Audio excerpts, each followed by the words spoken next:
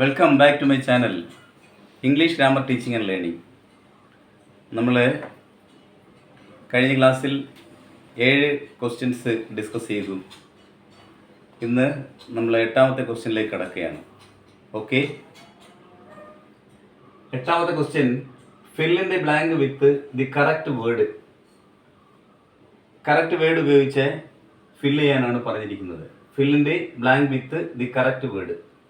Dash the sweetest dogs in the neighbourhood. Fill ചെയ്യേണ്ടത് their തന്നിട്ടുണ്ട്, they തന്നിട്ടുണ്ട്, they are തന്നിട്ടുണ്ട്, ദയർ THER ദയർ തന്നിട്ടുണ്ട്. The dash the sweetest dogs. The sweetest superlative ഡിഗ്രിയാണ് വന്നിരിക്കുന്നത്. Superlative ഡിഗ്രിക്ക് മുന്നിൽ ദി ഉപയോഗിച്ചു, ആർട്ടിക്കിൾ ഡെഫിനിറ്റ് കറക്റ്റ് ആയിട്ട് ഉണ്ട്. The sweetest. നമ്മളിത് സാധാരണ ചേർത്ത് പറയുമ്പോൾ റൂൾ അറിയാതെ തന്നെ ചേർത്ത് പറഞ്ഞാൽ നമുക്ക് കറക്റ്റ് ആൻസർ കിട്ടും. ദർ ദി സ്വീറ്റസ്റ്റ് എന്ന് എവിടെയും കേട്ടിട്ടില്ല. They the sweetest, they are the sweetest, there the sweetest. അപ്പോൾ ദർ എന്ന് പറഞ്ഞാൽ ഇത് ഒരു റിലേറ്റീവ് പ്രൊനൗൺ ആണ്. ദയർ ദേഴ്സ് പൊസസീവ് ആണ്. ദേ എന്ന് പറഞ്ഞാൽ റിലേറ്റീവ് പ്രൊനൗൺ സബ്ജക്റ്റ് ആയിട്ട് വരുന്നു. They are the sweetest dogs in the neighborhood. There അവിടെ എന്നർത്ഥം. There are അവിടെ there the എന്ന് പറയാറില്ല. അപ്പോൾ കോമൺ ആയിട്ട് ഇതൊരു സിമ്പിൾ ക്വസ്റ്റ്യൻ ആണ്. They are the sweetest dogs in the neighborhood. അപ്പോൾ answer they are the sweetest dogs in the neighborhood. അതാണ് correct answer. Okay, next one, 9th question. Ram speaks less in the forum. So, Ram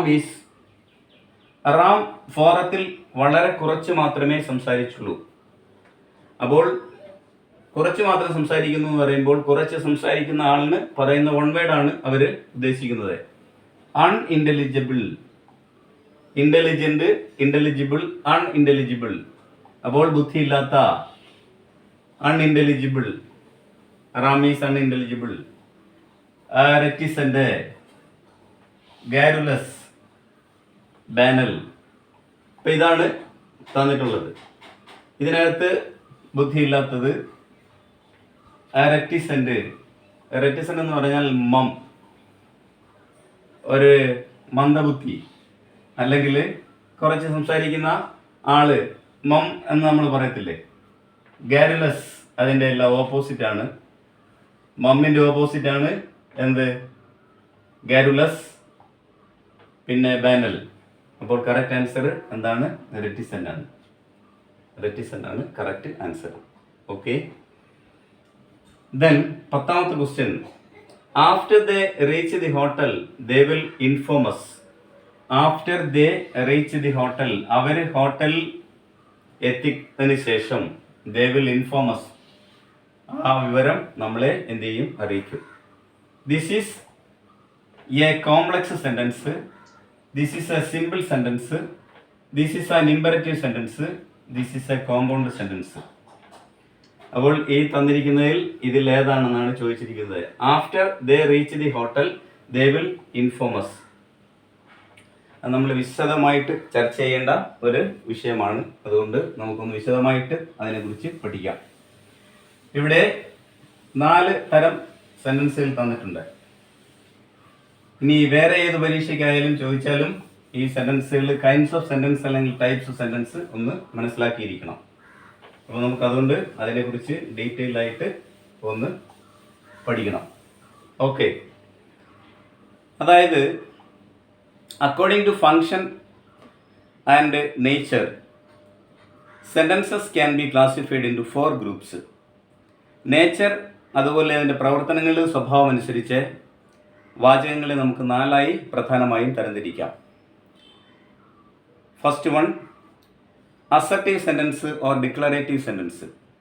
second one, imperative sentence. Third one, interrogative sentence. Fourth one, exclamatory sentence. According to nature and functions sentences may be classified into 4 groups. They are assertive sentence or declarative sentence, imperative sentence, interrogative sentence and exclamatory sentence. ഇതാണ് 4 തരം സെൻറ്റൻസുകൾ. അതിൽ ഇവിടെ ആ ഗ്രൂപ്പിലെ ഏതൊക്കെ ഇതിനകത്ത് ഉൾപ്പെട്ടിട്ടുണ്ട്? ഒരെണ്ണം ഇമ്പരറ്റീവ് സെൻറ്റൻസ് വന്നിട്ടുണ്ട്. ബാക്കി വരുന്ന വേറെ ഏതോ കാറ്റഗറിയിലെയാണ്.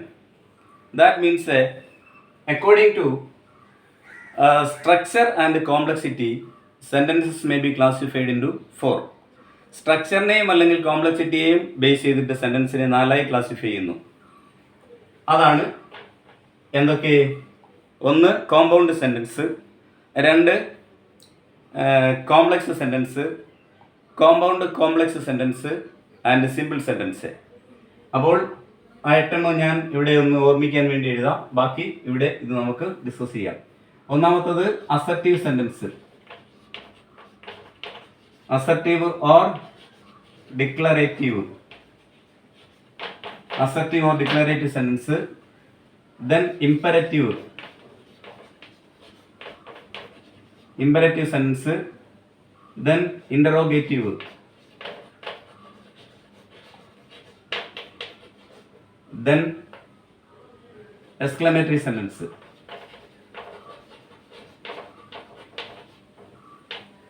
ഇങ്ങനെ നമുക്ക് സെൻറ്റൻസിനെ 4ആയി ക്ലാസിഫൈ ചെയ്യാം. ഏതിൻ്റെ ബേസിൽ? According to function and nature.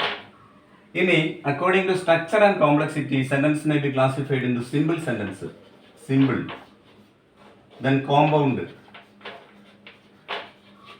Then complex, then compound complex.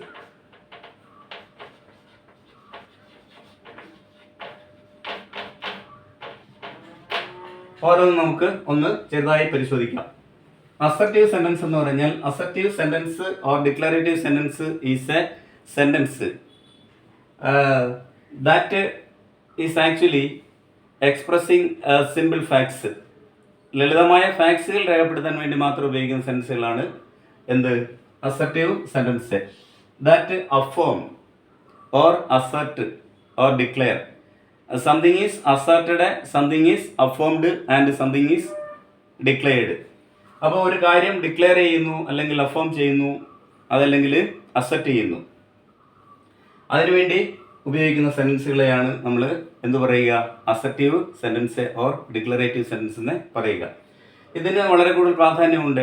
In our day to day life it has an important role in the day to day conversation, academic writing, then business communication. അങ്ങനെ ഈ രീതിയിലൊക്കെ പ്രാധാന്യം അർഹിക്കുന്ന സെൻറ്റൻസാണ് ഏത്?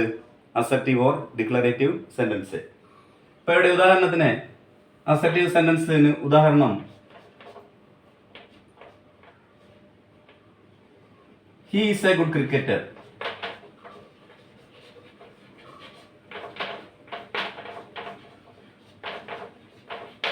അപ്പോൾ he is a good cricketer എന്ന sentence നമ്മൾ പരിശോധിക്കുമ്പോൾ, he is a good cricketer, ആ ഗുഡ് ക്രിക്കറ്റർ എന്നുള്ളത് അസർട്ട്, അവനെ സംബന്ധിച്ച് അഫേം ചെയ്യുന്നു, അസർട്ട് ചെയ്യുന്നു, അല്ലെങ്കിൽ ഡിക്ലെയർ ചെയ്യുന്നു. ഇനി his name is Amarnath.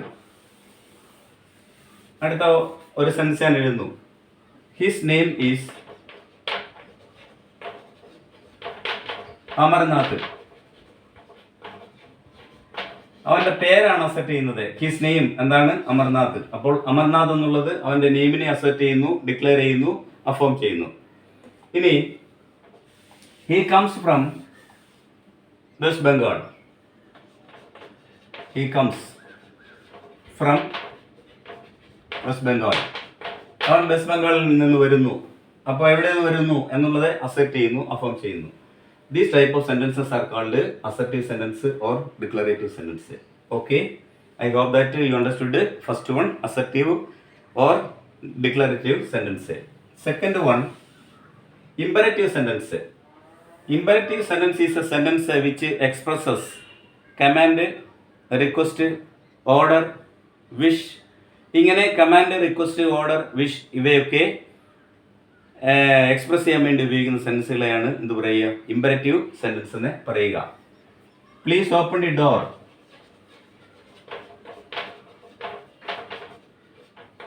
Please open the door. ഇതിന് ഉദാഹരണമാണ്, ഇമ്പരറ്റീവ് സെൻറ്റൻസിന് ഉദാഹരണമാണ് പ്ലീസ് ഓപ്പൺ ദി ഡോർ. ഇതിൻ്റെ ഒരു പ്രത്യേകത എന്താണെന്ന് ചോദിച്ചാൽ ഇമ്പരറ്റീവ് സെൻറ്റൻസ് ബിഗിൻസ് വിത്ത് എന്തായിരിക്കും, ഒരു വെർബിലായിരിക്കും ആരംഭിക്കുന്നത്. അതാണ് അതിൻ്റെ ഒരു പ്രത്യേകത. Imperative sentence begins with a verb. ഇവിടെ പ്ലീസ് അത് റിക്വസ്റ്റിന് വേണ്ടി ഉപയോഗിക്കുന്ന please open the door, shut the door, get out the class. അപ്പോൾ ഇങ്ങനെയൊക്കെ പറയുന്ന സെൻറ്റൻസുകളെയാണ് നമ്മൾ എന്ത് പറയുക, would you please show me the way to the railway station. അപ്പോൾ would you please show me the way to the railway station. ഇത്തരം സെൻറ്റൻസുകളെ ഇമ്പരറ്റീവ് സെൻറ്റൻസ് എന്ന് പറയുന്നു. Okay. Third one interrogative sentence ആണ്. Interrogative sentences are sentences which are used to ask questions. ചോദ്യം ചോദിക്കാൻ വേണ്ടി ഉപയോഗിക്കുന്ന സെൻറ്റൻസുകളെയാണ് എന്ത് പറയുക, ഇൻട്രോഗേറ്റീവ് സെൻറ്റൻസ് എന്ന് പറയുക. Which begins with interrogative words like what, which, where, when, why, who, whose, whom, how many, how far, how long, how much, how often.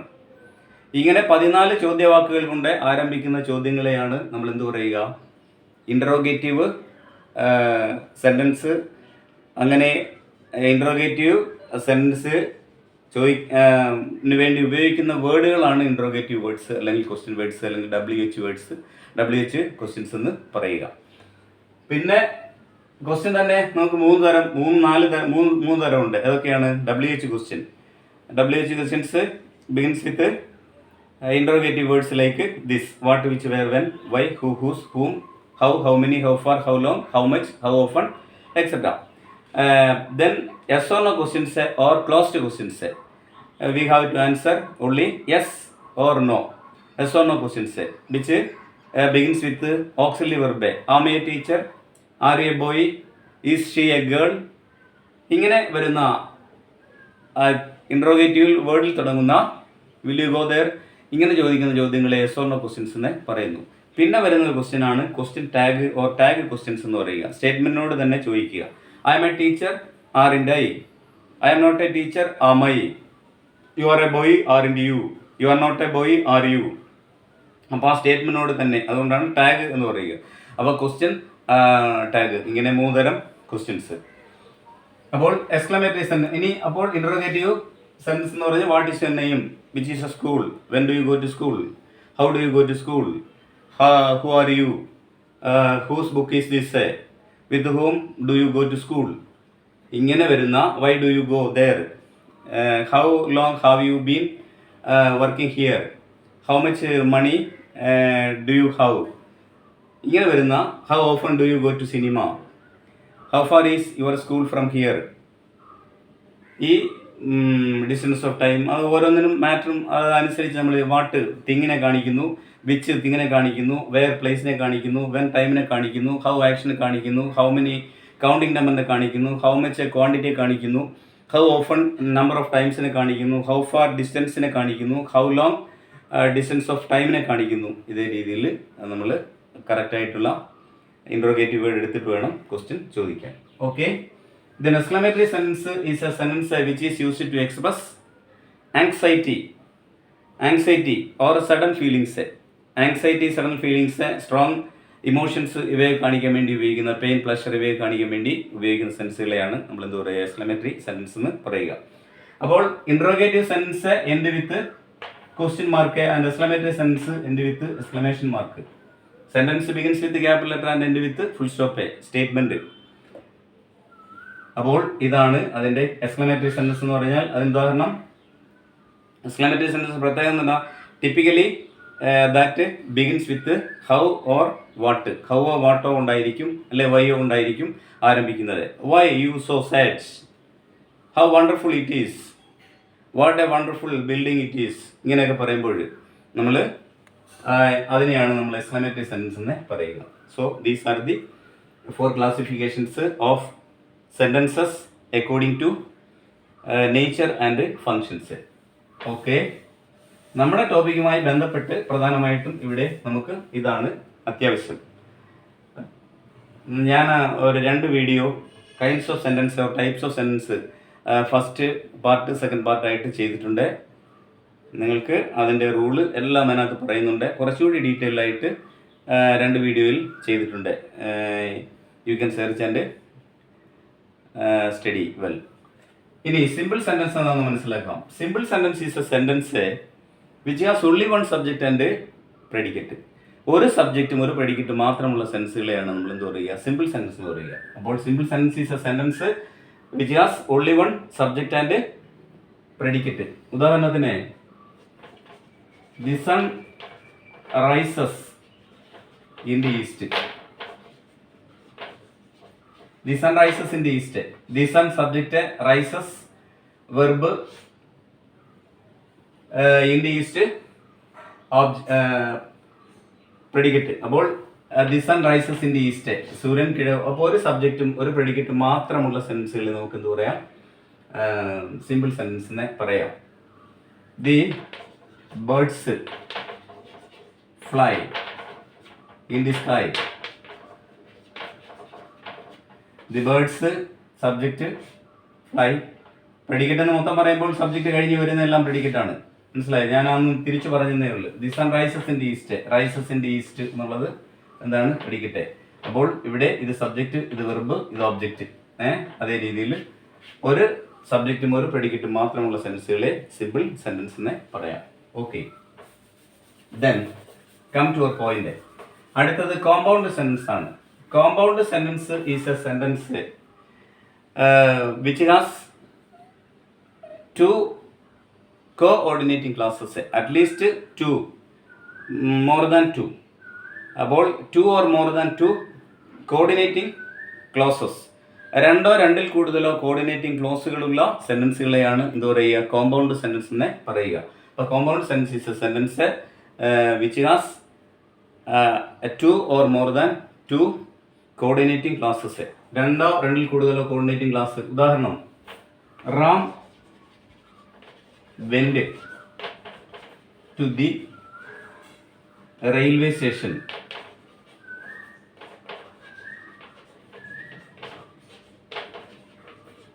Railway station and boarded the Bombay train.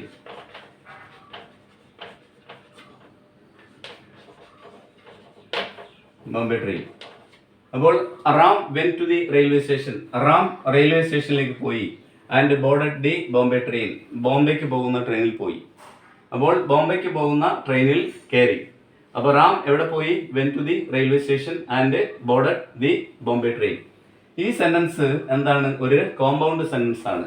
That means we can see Ram went to the railway station, ഒരു sentence.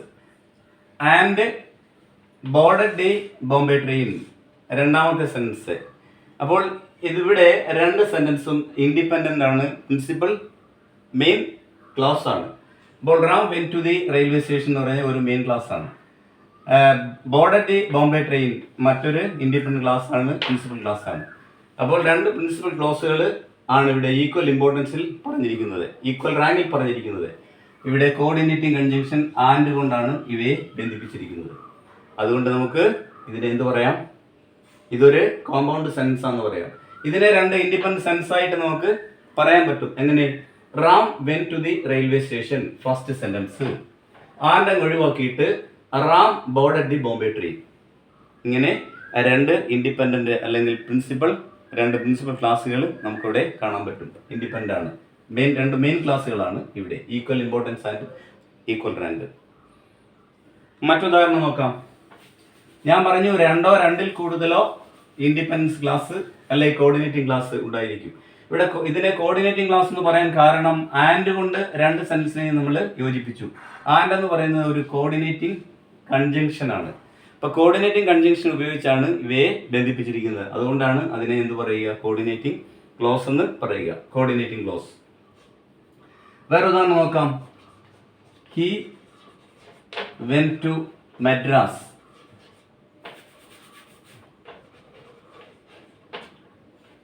Got his visa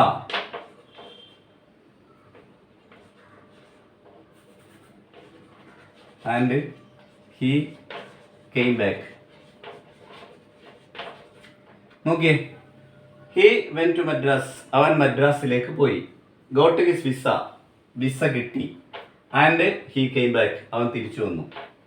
ഇവിടെ നമുക്ക് ഈ സെന്റൻസിൽ he went to Madras എന്ന് പറയുന്നത് ഒരു principal close ആയിട്ട് എടുക്കാം, മെയിൻ ക്ലോസ് ആയിട്ട് എടുക്കാം.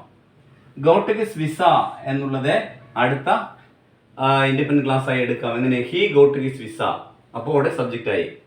ആൻഡ് മാറ്റിയിട്ട് ഹി കെയിം ബാക്ക്, മൂന്നാമത്തെ സെന്റൻസ്. അപ്പോൾ ഇവിടെ 3 സെന്റൻസുകൾ നമുക്ക് ഇൻഡിപെൻഡന്റ് സെന്റൻസുകൾ ആക്കാൻ പറ്റുന്നു.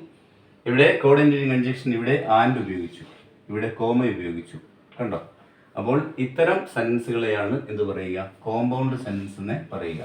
അപ്പോൾ compound sentence is a sentence which consist of 2 or more than 2 coordinating clauses. 2 or 2 കൂടുതലോ കോർഡിനേറ്റിംഗ് ക്ലോസുകൾ ഉള്ള സെന്റൻസുകളെയാണ് നമ്മൾ എന്ത് പറയുക? കോമ്പൗണ്ട് സെന്റൻസ് എന്ന് പറയുക. ഓക്കെ, ഇനി നെക്സ്റ്റ് വൺ. അപ്പോൾ ഇവിടെ 3 സെന്റൻസ് ആണ് നമ്മൾ എഴുതിയത്. ഇനി you can go by an auto or by train.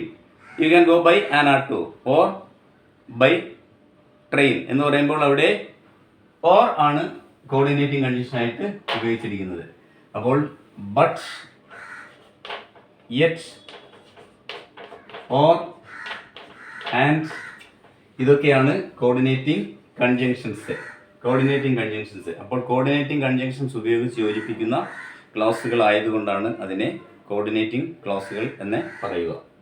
അപ്പോൾ ഇവിടെ 2 or 2 കൂടുതലോ കോർഡിനേറ്റിംഗ് ക്ലോസുകളുള്ള സെന്റൻസുകളെയാണ് എന്ത് പറയുക? കോമ്പൗണ്ട് സെന്റൻസ് എന്ന് പറയുക. Then next one, complex sentence. സങ്കീർണമാണ്. കോംപ്ലക്സ് എന്ന് പറയുമ്പോൾ തന്നെ സങ്കീർണമാണോ? നോക്കാം. ഒരു ഉദാഹരണം നമുക്ക് നോക്കാം. When I went there, we found that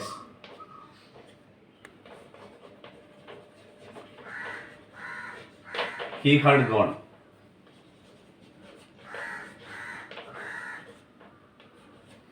When I went there, we found that he had gone. അപ്പോൾ ഞാൻ അവിടെ എത്തിയപ്പോൾ ഞാൻ എന്താ കണ്ടത്? അദ്ദേഹം പോയി കഴിഞ്ഞിട്ടുണ്ടായിരുന്നു. He had gone, past perfect. ഇവിടെ past simple. We found past simple. അപ്പോൾ ഞങ്ങൾ അവിടെ ചെന്നപ്പോൾ എന്താ കണ്ടത്? അദ്ദേഹം പോയി കഴിഞ്ഞിട്ടുണ്ടായിരുന്നു. ഇവിടെ ഈ sentence, complex sentence is a sentence which contains 1 main class and 2 or more than subordinate close. അപ്പോൾ ഒരു മെയിൻ ക്ലാസും 1ൽ കൂടുതൽ സബോർഡിനേറ്റ് ക്ലോസും ഉള്ള സെന്റൻസുകളെയാണ് എന്ത് പറയുക? കോംപ്ലക്സ് സെന്റൻസ് എന്ന് പറയുക. അപ്പോൾ ഒരു മെയിൻ ക്ലോസും 1ൽ കൂടുതലോ സബോർഡിനേറ്റ് ക്ലോസും ഉള്ള സെന്റൻസുകളെയാണ് എന്ത് പറയുക? കോംപ്ലക്സ് സെന്റൻസ് എന്ന് പറയുക. അപ്പോൾ ഇവിടെ കോംപ്ലക്സ് സെന്റൻസ് ആണ് നമ്മളിവിടെ കണ്ടിട്ടുള്ളത്. അപ്പോൾ ഇത് ഒരു മെയിൻ ക്ലാസ് ഉണ്ട് ഇവിടെ. വി ഫൗണ്ട് എന്നുള്ളതാണ് മെയിൻ ക്ലാസ്. ഇത് മെയിൻ ക്ലോസ്. ഇനി വെൻ ഐ വെൻ ദയർ എന്നുള്ളത് സബോർഡിനേറ്റീവ് ക്ലോസ്. ഹി ഹാഡ് ഗോൺ എന്നുള്ളത്, ദാറ്റ് ഹി ഹാഡ് ഗോൺ എന്നുള്ളതും സബോർഡിനേറ്റീവ് ക്ലോസ്. അപ്പോൾ ഒരു മെയിൻ ക്ലാസ് ഉണ്ട്, 2. ഇവിടെ കണ്ടീഷൻ എന്താണ്? ഒരു മെയിൻ ക്ലാസും 2 ഒരു സബോർഡിനേറ്റ് ക്ലാസ്സും ആവാം. 1ൽ കൂടുതലോ സബോർഡിനേറ്റ് ക്ലാസ്സുമുള്ള സെന്റൻസുകളെയാണ് എന്ത് പറയുക? കോംപ്ലക്സ് സെന്റൻസ് എന്ന് പറയുക. ഇനി നമുക്ക് ചോദ്യത്തിലേക്ക് വരാം. After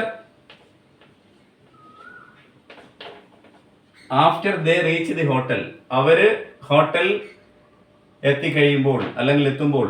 when after they reach the hotel, അവര് ഹോട്ടലിൽ എത്തിയ ശേഷം ദേ വിൽ ഇൻഫോം അസ്, നമ്മളെ അറിയിക്കും. ഇവിടെ എന്താണ് ഇവിടുത്തെ ഒരു പ്രത്യേകത എന്ന് വെച്ചാൽ സബോർഡിനേറ്റ് ക്ലാസും മെയിൻ ക്ലാസും തമ്മിൽ ബന്ധിപ്പിക്കുന്നതിന് വെൻ ഉപയോഗിക്കാറുണ്ട്, വൈൽ ഉപയോഗിക്കാറുണ്ട്, ആഫ്റ്റർ ഉപയോഗിക്കാറുണ്ട്. അപ്പോൾ ആഫ്റ്റർ,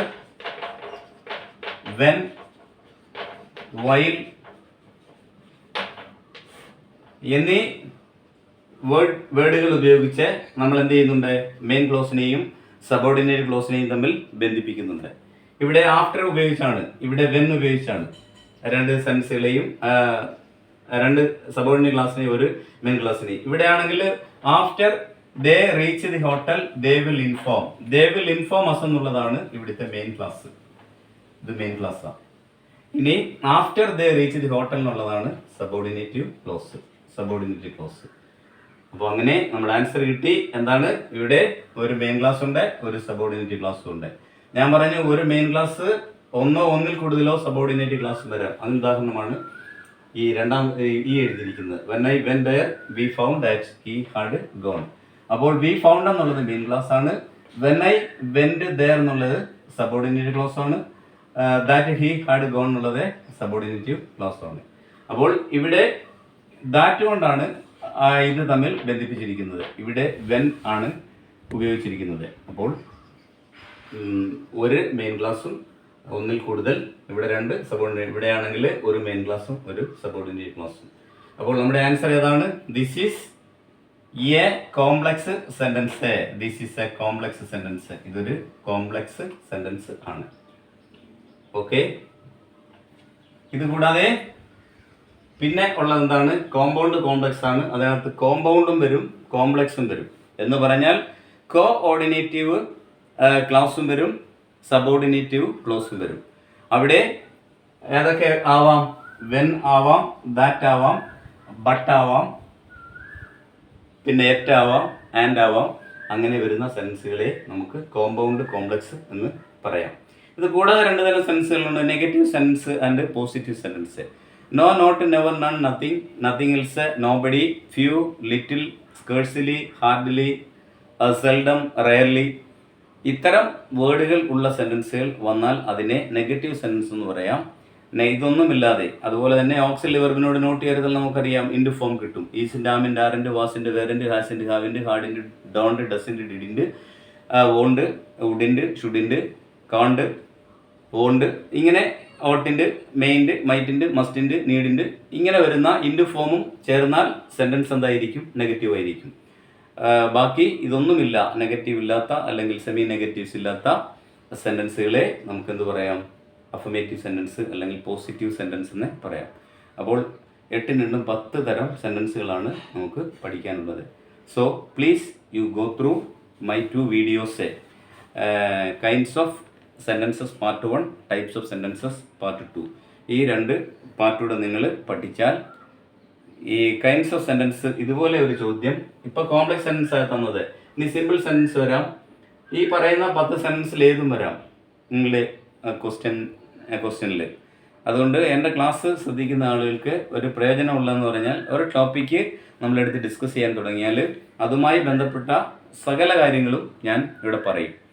പിന്നെ ഡീറ്റെയിലിന് ഞാൻ ചെയ്തിട്ടുള്ള വീഡിയോകളിലേക്ക് നിങ്ങൾ പഠിക്കാൻ വേണ്ടി സജസ്റ്റ് ചെയ്യും.